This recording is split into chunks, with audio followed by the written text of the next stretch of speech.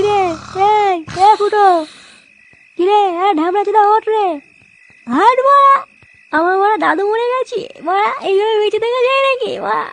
আরে গুলমানি ওঠ মারা, মারা সেই থেকে আবার শুয়ে গেছে মালমূল খেয়ে। আমি সবাই মরা মরা পুরনো হয়ে গেল, আমরা বাড়ি যাচ্ছি, চোদ্দা মারা ঘুমিয়ে গেছে।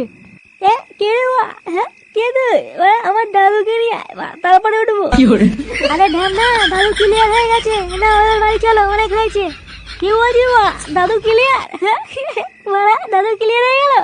আরে ঢ্যামনা উঠে আয় ভাই, তোকে মারা পরের দিন নয় আবার মাল খাওয়াবো, উঠে আয় উঠে আয়। এইসব পরে হবে মারা, আগে বল রাতে কি হচ্ছে, মেনু কি?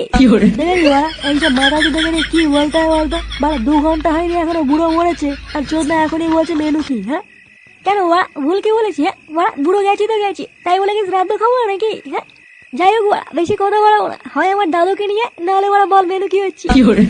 ও বলতে না, এই মালটাকে তুলে নিয়ে চলো, নাহলে আজকে বাড়ি যাবে না।